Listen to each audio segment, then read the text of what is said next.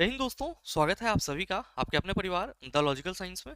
मैं हूं आलोक सिंह आतीश और आज के इस वीडियो सेशन में हम लोग डिस्कस करने वाले हैं ह्यूमन डाइजेशन के अंतिम क्लास की। जी हाँ दोस्तों, इससे पीछे भी दो सेशन हम लोगों ने ह्यूमन डाइजेशन का देखा है और मेरे मित्र क्वेश्चन के माध्यम से हम लोग जितने भी थ्योरेटिकल कंसेप्ट होते हैं उनको समझने का प्रयास करते हैं और उसी कड़ी में आज है आपका अंतिम क्लास डाइजेस्टिव सिस्टम से संबंधित। ध्यान में रखिएगा, इस सेशन के जो भी सवाल होंगे वे सब के सब इंपॉर्टेंट हैं और पेपर में आने वाले हैं और इसका पीडीएफ आपको हमारे टेलीग्राम ग्रुप से मिल जाएगा, जिसका लिंक इस वीडियो के नीचे डिस्क्रिप्शन में दिया हुआ है। आप वहां से जाकर के पीडीएफ को एक्सेस कर सकते हैं। बहरहाल आइए अपने सेशन की शुरुआत करते हैं और चलते हैं पहले क्वेश्चन की तरफ। मेरे मित्र, आपका जो पहला क्वेश्चन है आज के इस सेशन का, क्वेश्चन नंबर 11। ध्यान में रखिएगा कि क्वेश्चन नंबर 1 से लेकर के 10 तक हम लोगों ने डाइजेशन के पार्ट 2 वाले वीडियो में करा है और प्लेलिस्ट भी मैंने बना दिया है आप सबों के लिए। आप जाकर के वीडियो जो है उस प्लेलिस्ट में फाइंड आउट कर सकते हैं और अगर आप 1 से 10 तक क्वेश्चन नहीं देखे हैं तो मेरे मित्र डाइजेशन सिस्टम का जो दूसरा पार्ट है उसमें आप 1 से 10 तक के क्वेश्चन को देख सकते हैं। कल आपका थोड़ा सा क्लास नहीं हो पाया, रीजन ये था कि कल अपना बोर्ड ही हैंग कर रहा था, जिस वजह से आप समझो कि 12-1 बजे रात तक हमको इसमें परेशानी रही, एक सुबह से लेकर के, क्योंकि पहला क्लास आप ही लोगों का रिकॉर्ड होना था। लेकिन मेरे मित्र जैसे ही आए तो आज तो ये पेन आपका सारा काम कर रहा है, कल जो है वो लिखने वाला पेन ही नहीं काम कर रहा था। तो बहरहाल अभी सारी चीजें ठीक है और क्लासेस जो है वो आपको लगातार मिलती रहेगी। क्वेश्चन आपके सामने है कि मनुष्यों की छोटी आंत में मौजूद अंकुरों की कुछ विशेषताएं नीचे दी गई है। पहला स्टेटमेंट है कि ये बहुत पतली दीवारों से लगी हुई उंगलीनुमा संरचना है। यह एक बड़ी सतह क्षेत्रफल प्रदान करती है। इनमें भोजन के पारण के लिए छोटे छोटे छिद्र होते हैं। रक्त कोशिकाओं के द्वारा भरपूर आपूर्ति। कौन से विकल्प अंकुर को भोजन का अवशोषण करने में सक्षम बनाने वाले विशेषताओं को दर्शाते हैं?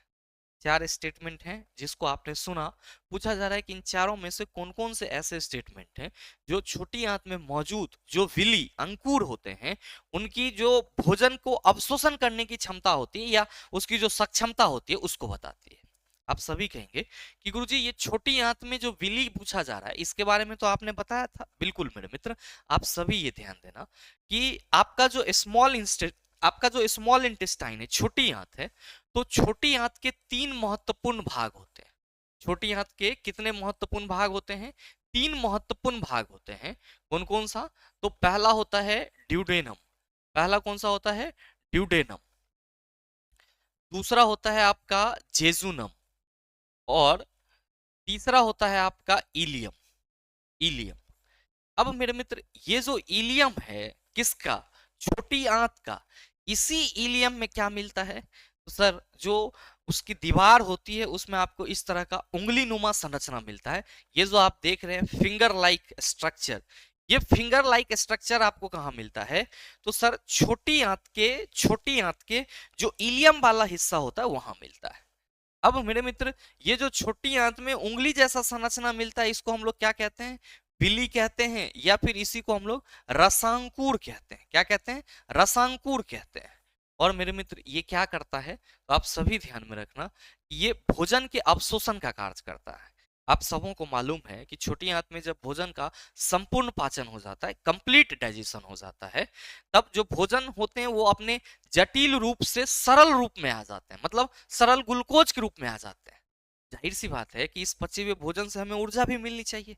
तो ऊर्जा मिलेगा तो ये क्षमता तो पाचन तंत्र की है नहीं कि वो ऊर्जा डेवलप करके देगा। वो तो सिर्फ कॉम्प्लेक्स फूड मटेरियल को यानी कि जटिल भोज पदार्थ को सरल भोज पदार्थ में तोड़ देता है। बात बाकी मेरे मित्र ये जो रसांकुर विली छोटी आंत में मौजूद होते हैं, ये इतने ज्यादा की संख्या में इसलिए मौजूद होते हैं कि इससे सर सतही क्षेत्रफल बढ़ता है, जिससे जो भोज्य पदार्थ पाचित होते हैं उसका अवशोषण बेहतर तरीके से हो पाता है। मेरे मित्र यहाँ पे सिर्फ और सिर्फ अगर हम विली की कार्य की बात करते हैं तो मेन रूप में क्या है तो आप सभी कहेंगे भोजन का अवशोषण। तो अगर आपसे ये सवाल पूछ लिया जाए पाचित भोजन, सीधे भोजन कहेंगे तो गड़बड़ा जाएंगे। पाचित भोजन का अवशोषण किसके द्वारा होता है? आप सभी कहेंगे छोटी आंत के इलियम में मौजूद रसांकुर के द्वारा होता है। रसांकुर क्या है? उंगली नुमा संरचना है। सर ये क्या कर रहा है? तो आप कहेंगे सर छोटी आंत में अवशोषण के लिए एक बड़ा सतह तैयार कर रहा है। तो भाई मेरे जो आपसे सवाल करा जा रहा है कि मनुष्यों की छोटी आंत में मौजूद अंकुर की कुछ विशेषताएं नीचे दी गई है, जिसमें पहला स्टेटमेंट है कि यह बहुत पतली दीवार से लगी हुई उंगली नुमा संरचनाएं हैं। ये क्या है? आप कहेंगे बिल्कुल सही है। कह रहा है कि यह एक बड़ा सतही क्षेत्रफल प्रदान करती है, ये भी बात सही है। कह रहा है कि इनमें भोजन के पारण के लिए छोटे छोटे छिद्र होते हैं, मतलब भोजन के गमन के लिए होगा, यहाँ पे भोजन के गमन के लिए छोटे छोटे छिद्र होते हैं, तो अवशोषण किससे होगा? आप कहेंगे छोटे छोटे छिद्र से, ये भी सही है मेरे मित्र। फिर है कि रक्त कोशिकाएं द्वारा भरपूर आपूर्ति, मतलब यहां कहा जा रहा है कि इसमें जो इसकी सक्षमता होगी, सक्षम बनाने वाली विशेषता, तो आप सभी कहेंगे रक्त केशिकाओं द्वारा भरपूर आपूर्ति से सर भोजन के अवशोषण का कोई लेना देना नहीं है। इसीलिए जो यहाँ पे सवाल कहा जा रहा है कि कौन से विकल्प अंकुरों को भोजन का अवशोषण करने में सक्षम बनाने वाली विशेषता को दर्शाता है, तो आप कहेंगे 1, 2 और 3 क्या कर रहा है? अंकुरों के भोजन अवशोषण करने वाली क्षमता को बता रहा है या उसके क्षमता को दर्शा रहा है। नेक्स्ट क्वेश्चन नंबर 12 आपसे पूछा जा रहा है कि निम्न में से किस पशु में छोटी आंत सबसे छोटी होती है? ध्यान दीजिएगा कि कहा जा रहा है कि किस पशु में छोटी आंत जो है वो सबसे छोटी होती है। अब पशु जो है आपका वो यहाँ पे गाय दिया हुआ है, खरगोश दिया हुआ है, बकरी दिया हुआ है, शेर दिया हुआ है। अभी आप सभी ने रिसेंटली पढ़ा है कि गुरुजी जो शाकाहारी जंतु होते हैं, जो शाकाहारी जंतु होते हैं, इसकी छोटी आंत लंबी होती है। शाकाहारी शाकाहारी जंतु की शाकाहारी जंतु की छोटी आंत क्या होती है? तो आप सभी कहते हैं कि सर अन्न की अपेक्षा लंबी होती है। छोटी आंत क्या होती है? लंबी होती है। अब मेरे मित्र ये छोटी आंत लंबी क्यों होती है? क्यों होती है? इसके पीछे का रीजन क्या है? तो आप सभी कहते हैं सेलुलोज के पाचन के लिए। किसके लिए? सेलुलोज के पाचन के लिए। अब अगर आप गौर से देखेंगे अपने ऑप्शन में, तो गाय आपका, आप कहेंगे सर हार्बीवोरस है, शाकाहारी है। खरगोश आप कहेंगे गुरुजी शाकाहारी होगा, और फिर बकरी आप कहेंगे शाकाहारी होगा, और फिर मेरे मित्र शेर आप कहेंगे गुरुजी शेर जो है वो साग सब्जी नहीं खाता है, शेर दिल वाला मटन खाता है। मतलब मेरे मित्र शेर जो है ये क्या करता है? फ्लैश मीट, मांस खाता है। तो जाहिर सी बात है कि जितने भी शाकाहारी ऑप्शन में है इनकी छोटी आंत लंबी होगी। किसकी अपेक्षा? सर शेर की अपेक्षा। क्यों? क्योंकि शेर को सेलुलोज का पाचन करना नहीं है। तो इन सभी जंतुओं की अपेक्षा शेर की जो छोटी आंत होगी वो क्या होगी? सबसे छोटी होगी। इसीलिए सही आंसर आप कहेंगे ऑप्शन नंबर सी हो जाएगा। नेक्स्ट सवाल क्वेश्चन नंबर 13 आपसे पूछा जा रहा है कि लैक्टेज असहिष्णुता क्या होती है? लैक्टोज असहिष्णुता क्या होती है? ऑप्शन है कि एक ऐसी स्थिति जहां छोटी आंत ग्लूटेन को तोड़ने में असमर्थ होती है। दूसरा है कि एक ऐसी स्थिति जहां फ्रक्टोज पूरी तरह रक्त में अवशोषित नहीं हो पाता है। तीसरा है कि इसके लक्षणों में ग्लूटेन के प्रति प्रतिकूल प्रतिक्रियाएं शामिल है। और चौथा है एक ऐसी स्थिति जिसमें छोटी आंत दुग्ध उत्पादों में पाई जाने वाली शर्करा को तोड़ने में असमर्थ होती है। मेरे मित्र कहीं पे भी अगर बात करी जाती है सुक्रोज की, फ्रक्टोज की, लैक्टोज की, माल्टोज की, या फिर सेलुलोज की, या फिर आप बात करते हो ग्लाइकोजेन की, या फिर आप बात करते हो सर अन्य किसी पॉलीसैकेराइड की, तो आप क्या पाते हो कि सर ये सब के सब कार्बोहाइड्रेट के प्रकार हैं। और हमारे हमारे शरीर में या फिर किसी भी अन्य जीवों के शरीर में बेसिकली कार्बोहाइड्रेट का पाचन किस में होता है? ग्लूकोज में होता है। तो पहला चीज तो आप सभी समझिएगा कि जब भी हम कार्बोहाइड्रेट की प्रकार की बात करेंगे, कार्बोहाइड्रेट्स के प्रकार की चर्चा करेंगे, तो आप क्या कहेंगे कि गुरुजी ये मुख्य रूप से 3 प्रकार के होंगे। मोनोसैकेराइड, मोनोसैकेराइड, फिर क्या होगा?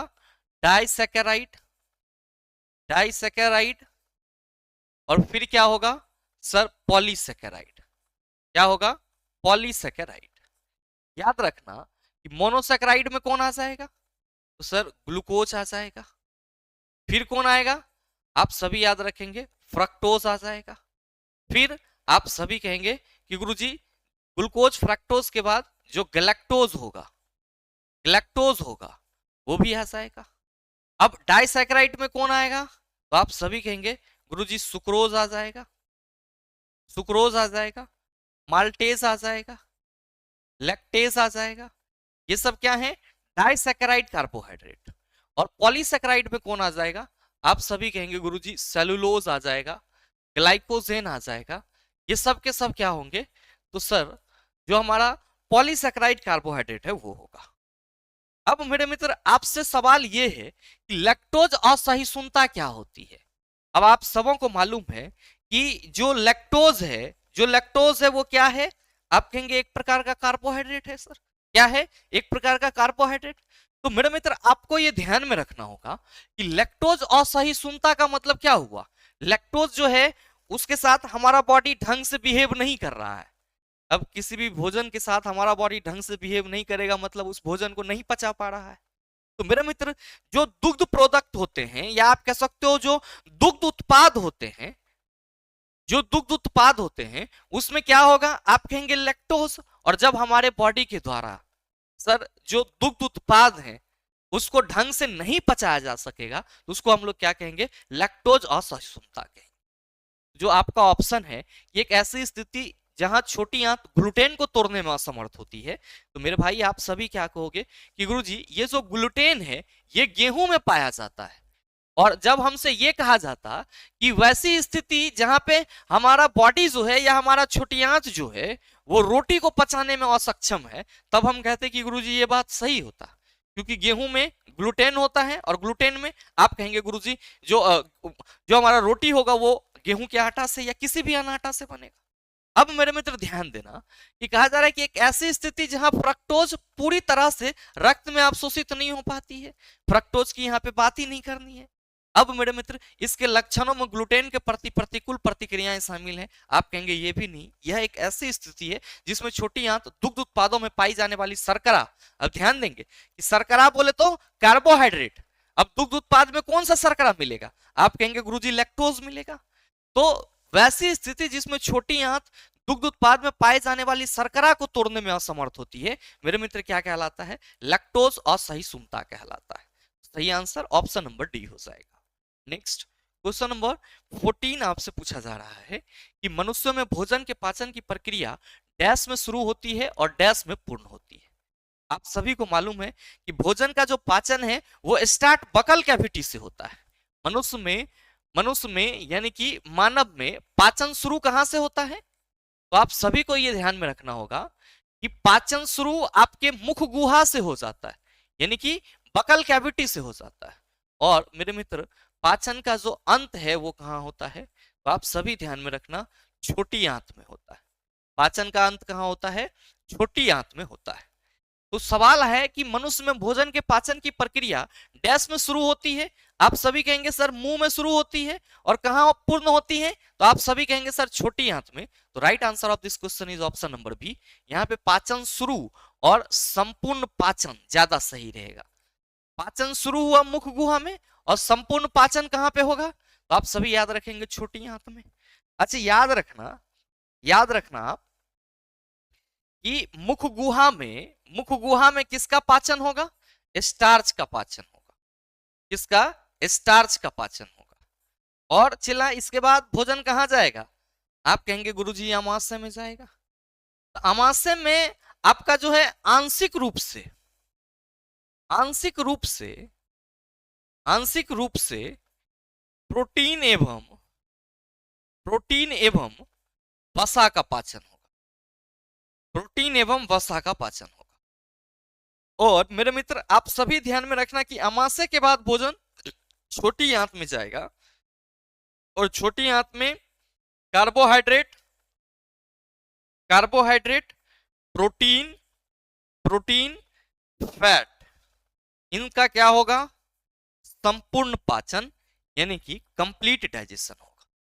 तो सवाल जो आपसे पूछा जा रहा है उसका सही आंसर आप सभी कहेंगे ऑप्शन नंबर बी हो जाएगा। मेरे मित्र याद रखिएगा कि हमारे बॉडी में जो बड़ी आंत होती है उसका काम क्या होता है, तो बड़ी आंत जो आपका अपचा भोजन होता है उससे जल का अवशोषण करने का कार्य करता है। और साथ ही साथ मेरे मित्र आप ये समझेंगे कि जो बड़ी आंत है वो आपके बॉडी से जो अपशिष्ट पदार्थ होते हैं या आप कह सकते हो अपचा भोजन होता है सर मल के रूप में, उसको बॉडी से बाहर निकालते हैं। नेक्स्ट क्वेश्चन नंबर 15 आपसे पूछा जा रहा है कि खूर वाले जानवरों के आमाशय का सबसे बड़ा हिस्सा कौन सा होता है, रुमेन, रेटिकुलम, ओमेसम, क्या होगा इसका आंसर। मेरे मित्र याद रखना आप सभी कि जब भी हम खूर वाले जानवर की चर्चा करेंगे किसकी चर्चा करेंगे? खुर वाले जानवर की। तो हम कहीं ना कहीं गाय की चर्चा करेंगे, भैंस की चर्चा करेंगे, ठीक है, इन्हीं सब जंतुओं की चर्चा करेंगे। मेरे मित्र ध्यान देना कि ये जो जंतु होंगे ये एक्चुअली क्या होंगे? शाकाहारी होंगे। क्या होंगे? शाकाहारी होंगे। अब ध्यान देंगे कि इसकी जो सर पाचन सिस्टम होती है वो ह्यूमन जैसा नहीं होती है, क्योंकि ह्यूमन के जैसा इसका जो भोजन है वो नहीं होता है। मेरे मित्र बेसिकली ये घास फूस खाते हैं, तो सेल्यूलोज के पाचन के लिए सर इसकी छोटी आंत क्या होती है? बड़ी होती है।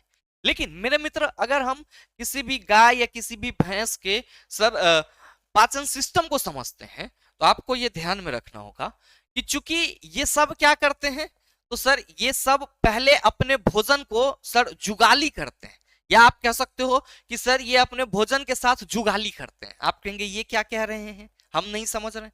आपने देखा होगा कि जो गाय भैंस कहीं पे बैठा हुआ रहता शांति से, अभी गर्मी का समय आ रहा है, किसी छांव में आराम से बैठा हुआ रहेगा और मुंह चलाते रहेगा, मतलब जुगाली करते रहेगा। होता क्या है कि जब गाय और भैंस को या किसी भी अन्य जानवर को आप चरने के लिए ले जाते हो, वो जल्दी जल्दी अपना चारा निगल लेता है। जल्दी जल्दी क्या करता है? जल्दी जल्दी अपना चारा निगल लेता है। और मेरे मित्र उस चारा को वो कहां पे स्टोर करता है? तो सर आमाशय यानी कि प्रथम आमाशय में स्टोर करता है, जिसको हम लोग क्या कहते हैं? रुमेन कहते हैं। मतलब मेरे मित्र ये जो आप सभी देख रहे हैं कि गाय का बकल कैविटी है, तो इसके द्वारा जब इसके पास जब चारा आता है तो सबसे पहले ये जल्दी जल्दी उस चारा को निगल करके ये क्या करता है सर? अपने रुमेन में जमा कर लेता है, जिसको हम लोग क्या बोलते हैं? प्रथम आमाशय बोलते हैं। प्रथम आमाशय, रुमेन को प्रथम आमाशय बोला जाता है। अब मेरे मित्र जब ये अपने भोजन को यहाँ पे स्टोर कर लिया, तो स्टोर करने के बाद जब ये शांति मुद्रा में आता है, रेस्ट पोजीशन में मेरे मित्र, तब ये क्या करता है? तो सर उस भोजन को फिर से अपने मुंह में रिटर्न लाता है। एक्चुअली जब ये भोजन को निगलता है तो मेरे मित्र वो रुमेन में स्टोर होता है। अब रुमेन में जो आपका सेलुलोज है, रुमेन में जो आपका सेलुलोज उस घास फूस या इसके चारा के माध्यम से पहुंचा है, उसका वहां पे क्या होता है सर? संकुचन होता है, यानी कि वो छोटी छोटी गोलिका में बदल जाते हैं। अब मेरे मित्र फिर उस छोटे जिसको हम लोग कड बोलते हैं, रुमेन में जो आपका सेलुलोज या घास फूस होता है वो क्या होता है सर? छोटी छोटी गोलिका में बदल जाता है। मतलब जो जैसे पत्ता उत्ता खाया वो एकदम छोटा छोटा गोल गोल संरचना में बदल गया। अब जब ये रेस्ट में आया तब मेरे मित्र वही छोटी छोटी गोलिकाएं क्या होती है सर? ये चबा करके फिर से इसको पाचन के लिए कहां भेजती है? तो सर जो इसके पाचन के अगले भाग है वहां पर। तो मेरे मित्र जो आपसे सवाल यहाँ पे करा जा रहा है कि खुर वाले जानवरों के आमाशय का सबसे बड़ा हिस्सा कौन सा है, तो आपको ये ध्यान में रखना होगा कि ये जो आमाशय है जिसको हम लोग प्रथम आमाशय कहते हैं, ये खुर वाले जंतुओं का क्या है सर? सबसे बड़ा हिस्सा है। और मेरे मित्र ध्यान देंगे कि इसमें आपका यहाँ पे देख रहे होंगे एक संरचना सिकम कहला रहा है, और मैंने आपको बताया है कि सिकम क्या होता है। आप कहेंगे छोटी आंत और बड़ी आंत जहां पे जुड़ती है सर उसको हम लोग क्या बोलते हैं? सिकम बोलते हैं। और साथ ही साथ मेरे मित्र इनमें भी क्या होता है? पेनक्रियाज होता है, लीवर होता है। ये चीज आप सभी ध्यान में रखेंगे। तो आपसे जो सवाल करा जा रहा है कि खुर वाले जानवर के आमाशय का सबसे बड़ा हिस्सा, आप सभी कहेंगे गुरुजी रुमेन हो जाएगा। और रेटिकुलम, ओमेसम और ओमेसम क्या कहिएगा? गुरुजी ये जो खुर वाले जानवर हैं उसके पाचन तंत्र का हिस्सा है, जो कि आप सबों के सामने। नेक्स्ट मेरे मित्र सवाल है कि गले में डैश के छल्ले मौजूद होते हैं? उपास्थि, जोड़, एरोलर, स्नायु। ध्यान रखिएगा कि आपके गले में जो है वो उपास्थि के छल्ले मौजूद होते हैं, जो कि क्या होता है सर? लचीला होता है। एक्चुअली जब हम कंकाली संयोजी ऊतक की बात करते हैं तो हमारे बॉडी में अस्थि और उपास्थि के नाम से दो कंकाली संयोजी ऊतक हैं, जो कि क्या करते हैं? तो सर अलग अलग बॉडी के स्ट्रक्चर को बनाते हैं। जो अस्थि होता है, हड्डी जिसको बोलते चला, बहुत मजबूत होता है, लेकिन हमारा नाक लचीला होता है। मेरे मित्र जो ये वाला आपका गला का हिस्सा है, आप कहेंगे गुरुजी ये भी लचीला है। तो जहां भी लचीली संरचनाएं हैं, नाक कान का लचीली संरचना, ये सब आप कहेंगे सर उपास्थि से बने हुए, कार्टिलेज से बने हुए। एरोलर सर वायु तक उत्तक होता है, और जोड़ तो आप सभी कहेंगे दो दो पॉइंट का जोड़। अच्छा, यहां पे लिगामेंट क्या होता है मेरे मित्र? लिगामेंट किस दो चीज को आपस में जोड़ती है? आप सभी नीचे कमेंट करके जरूर बताना। आज के इस सेशन का आप सबों के लिए यही सर आंसर है, सॉरी होमवर्क है, कि जो आपका लिगामेंट है वो किस दो चीज को आपस में जोड़ता है। आप सभी नीचे कमेंट करके जरूर बताएंगे। अगला क्वेश्चन नंबर 17 कि भोजन के पाचन की प्रक्रिया के दौरान होने वाले ऊर्जा परिवर्तन के प्रकार को बताएं। रासायनिक ऊर्जा से उष्मा ऊर्जा, यांत्रिक ऊर्जा से उष्मा ऊर्जा, रासायनिक ऊर्जा से प्रकाश ऊर्जा, प्रकाश ऊर्जा से रासायनिक ऊर्जा। भोजन के पाचन की प्रक्रिया के दौरान होने वाले ऊर्जा परिवर्तन पूछा जा रहा है। तो आप क्या कहेंगे? जो भोजन हम लोग खाते हैं उसमें जो विटामिन मिनरल्स रहते हैं वो रासायनिक पदार्थ के रूप में रहते हैं, और पचाने के बाद हमें ऊर्जा मिलती है। तो जाहिर सी बात है कि ऑप्शन ए लॉक किया जाएगा। सही आंसर कहेंगे सर रासायनिक ऊर्जा से उष्मा ऊर्जा बदलती है, यानी कि भोजन का जो पाचन होता है और उस पाचन के बाद जो हमें ऊर्जा मिलती है वो किससे? तो सर रासायनिक ऊर्जा से उष्मा ऊर्जा मिलती है। अच्छा, उस ऊर्जा कैसे मिलती है? तो मेरे मित्र जो भोजन का पाचन होता है उसमें हमें पाचित भोजन के रूप में ग्लूकोज मिलता है, और फिर वो ग्लूकोज ऑक्सीकृत होकर के क्या करता है सर? हमें ऊर्जा देता है। नेक्स्ट क्वेश्चन नंबर 18 आपसे पूछा जा रहा है कि भोजन खाद्य पदार्थ के संबंध में इनमें से कौन सा कथन असत्य है? भोजन के बारे में आपको पूछा जा रहा है कि इनमें से कौन सा कथन असत्य है। अच्छा, याद रखिएगा कि भोजन को क्या बोला जाता है? फ्यूल ऑफ द बॉडी, शरीर का ईंधन बोला जाता है। ठीक है, क्यों? क्योंकि बगैर भोजन के हम लोग सर मतलब कह सकते हो कि चल ही नहीं सकते हैं, हमारे शरीर में ऊर्जा ही नहीं मिलेगा। और आपको यह ध्यान में रखना होगा कि भोजन के जो स्रोत हैं, चला भोजन के जो स्रोत हैं, अगर हम इसके स्रोत की बात करेंगे तो दोनों स्रोत हैं। पादप से भी हमें भोजन मिलता है और सर जंतु से भी हमें भोजन मिलता है। क्या मिलता है? पादप और जंतु दोनों से हमें क्या मिलते हैं सर? भोजन का जो अवयव है वो मिलता है। अब है कि भोजन के बारे में कौन सा कथन असत्य है? तो पहला है कि यह एक अजैविक पदार्थ है। तो आप सभी कहेंगे कि गुरुजी भोजन हमारा सिर्फ और सिर्फ अजैविक अबायोटिक कंपोनेंट हो, संभव नहीं है। क्यों नहीं संभव है? क्योंकि जितने भी साग सब्जी हैं, प्लांट, सब के सब को हम लोग क्या कह सकते हैं सर? सांस ले रहा है, बायोटिक कंपोनेंट के रूप में आएगा। जो हमारा मीट है, मछली है, जो हमारा दूध है, ये सब के सब कहां से मिल रहे हैं सर? किसी जैविक कंपोनेंट से मिल रहे हैं। तो भोजन को ये कह देना कि सर ये एक अजैविक पदार्थ है, ये क्या हो जाएगा? गलत हो जाएगा। मेरे मित्र फिर कहा जा रहा है कि यह रासायनिक क्रियाएं देता है। मेरे मित्र बिल्कुल सही है। यह एक जैविक पदार्थ है, ये भी सही है। हमें ऊर्जा प्रदान करता है, ये भी सही है। गलत आप कहेंगे सर ऑप्शन नंबर ए है। याद रखिएगा कि भोजन से प्राप्त ऊर्जा को कैलोरी में मापा जाता है। भोजन से प्राप्त ऊर्जा को कैलोरी में मापा जाता है। कैलोरी में मापा जाता है। अगला सवाल देखिए, क्वेश्चन नंबर 19 पूछा जा रहा है कि किसी व्यक्ति के पाचन तंत्र की जांच करने के लिए इस्तेमाल किया जाने वाला यंत्र क्या कहलाता है? Oscilloscope, microscope, endoscope, radiograph. याद रखिएगा कि जो ऑसिलोस्कोप है ये आपका एक इलेक्ट्रॉनिक डिवाइस है। ये क्या है? आपका एक इलेक्ट्रॉनिक डिवाइस है। और ये क्या करता है? तो आपको ये ध्यान में रखना होगा कि विभवांतर को समय के सापेक्ष आरेख के रूप में अथवा किसी अन्य विभवांतर के सापेक्ष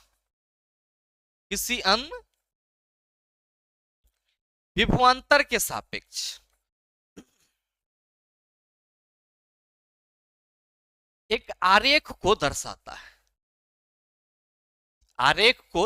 है। क्या कहेंगे कि ऑसिलोस्कोप जो है वो ऐसा इलेक्ट्रॉनिक डिवाइस है जो किसी सर्किट में विभवांतर को समय के सापेक्ष आरेख के रूप में अथवा किसी अन्य विभवांतर के सापेक्ष के आरेख के रूप में, यानी कि सर ग्राफ के रूप में दर्शाता है। तो सिंपल आप कह सकते हो कि गुरुजी विभवांतर और समय और विभवांतर के बीच ग्राफ को बताने वाला जो यंत्र होगा वो क्या कहलाएगा? ऑसिलोस्कोप कहलाएगा। माइक्रोस्कोप सूक्ष्मदर्शी। क्या कहेंगे कि गुरुजी ये वैसा डिवाइस होगा जिसके सहारे किसी सूक्ष्म चीज को हम बड़ा करके देख सकते हैं।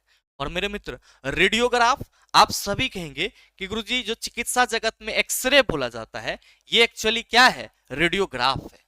मतलब जो आपका रेडियो किरण है उसके थ्रू क्या करना सर, शरीर के इंटरनल जो ऑर्गन है उसका सर फोटो लेना, या आप कह सकते हो एग्जामिन करना।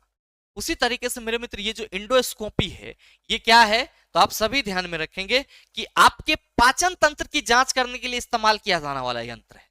इसमें कुछ नहीं होता है सर, एक आपका ये नैरो पाइप होता है जिसके अगले भाग में कैमरा और लाइट लगे हुए रहते हैं, और ये आपके पाचन तंत्र के में पूरा इंटर करके पाचन तंत्र की क्या पोजीशन है उसके बारे में बताता है। मेरे मित्र जो सवाल करा जा रहा है आपसे उसका सही आंसर आप सभी याद रखेंगे, इंडोस्कोपी पाचन तंत्र की जांच के लिए। अब ये जो इंडोस्कोपी है ये किस सिद्धांत पर कार्य करती है, तो याद रखेंगे टोटल इंटरनल रिफ्लेक्शन सिद्धांत पर कार्य करती है। टोटल इंटरनल रिफ्लेक्शन सिद्धांत पर कार्य करती है, ये चीज भी आप सभी ध्यान में रखेंगे, कार्य करती है। अगला सवाल क्वेश्चन नंबर 20 पूछा जा रहा है कि लसिका आंतों में पाचित और अवशोषित डैश का परिवहन करती है। मेरे मित्र याद रखिएगा कि हालांकि ये तो आपका मतलब डाइजेस्टिव सिस्टम का क्वेश्चन नहीं है, लेकिन यहां पे बात करी जा रही है कि आंतों में पाचित और डैश का परिवहन करती है लसिका। तो जो हमारा परिवहन सिस्टम है उसमें एक आपका लसिका तंत्र भी होता है। क्या होता है, लसिका तंत्र भी होता है। और ये क्या करते हैं, तो सर हमारे आंत में जो पाचित मतलब वसा होता है या आप कह सकते हो अवशोषित वसा होता है उसका परिवहन करता है। जो आपसे सवाल पूछा जा रहा है उसका सीधा सा आंसर ऑप्शन नंबर सी हो जाएगा।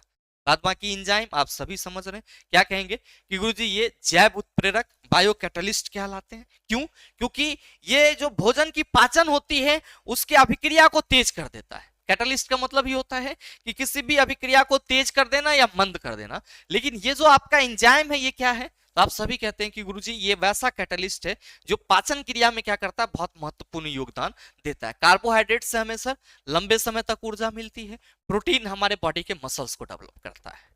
तो इस क्वेश्चन के साथ आपका जो डाइजेस्टिव सिस्टम का एक पूरा पोर्टफोलियो होता है मेरे मित्र, आरआरबी ग्रुप डी और आरआरबी एनटीपीसी जैसे एग्जाम के लिए वो आपका पूरी तरीके से कंप्लीट हो जाता है। और हमें नहीं लगता है कि अगर आप पार्ट 1, पार्ट 2 और पार्ट 3 के 40 क्वेश्चन को बेहतर ढंग से देख लिए हैं तो डाइजेस्टिव सिस्टम में आपको कोई और अन्य समस्याएं होगी। साथ ही मेरे मित्र अगर आप में से कोई भी छात्र आगामी रेलवे भर्ती परीक्षा के लिए एनसीईआरटी को लाइन बाय लाइन डिस्कस करना चाहते हैं, या फिर एनसीईआरटी नहीं आप चाह रहे हैं कि एनसीईआरटी के साथ साथ साइंस फाउंडेशन पीवाईक्यू ई बुक पूरा हमारा एक ही साथ कंप्लीट हो जाए, तो मेरे मित्र आप हमारे साथ इन दोनों में से अपने इच्छा अनुसार जो आपकी जरूरत है उस हिसाब से आप अपने बैच में इनरोलमेंट ले सकते हैं। अगर आप लाइन बाय लाइन डिस्कशन करना चाहते हैं तो मेरे मित्र NCERT 9th and 10th master solution batch आपके लिए परफेक्ट है। आप कंप्लीट सॉल्यूशन करना चाह रहे हैं सर साइंस का, पूरे साइंस फाउंडेशन से लेकर के एनसीईआरटी तक, तो मेरे मित्र आपके लिए मिशन 2025 बहुत ही स्पेशल बैच। साथ ही आपको ये batch the logical science application पे मिल जाएगा जिसको आप गूगल प्ले स्टोर से डाउनलोड कर सकते हैं। और इस बैच से संबंधित किसी भी तरह की जानकारी के लिए आप हमारे दिए गए नंबर पे कॉल या व्हाट्सएप कर सकते हैं। बहरहाल उम्मीद करते हैं ये वीडियो आप सबों को अच्छा लगा होगा। अगर आपको अच्छा लगा तो वीडियो को लाइक कीजिएगा, ज्यादा से ज्यादा अपने दोस्तों के साथ शेयर कीजिएगा, और अगर आप चैनल पे नए हैं तो सब्सक्राइब करके बेल आइकन दबाइएगा ताकि इस तरह के एग्जाम रिलेवेंट वीडियो का नोटिफिकेशन सबसे पहले आपके पास पहुंचे और आप उसको सबसे पहले देख पाओ। मिलते हैं फिर अगले वीडियो सेशन में, तब तक के लिए best of luck, thank you, have a nice day.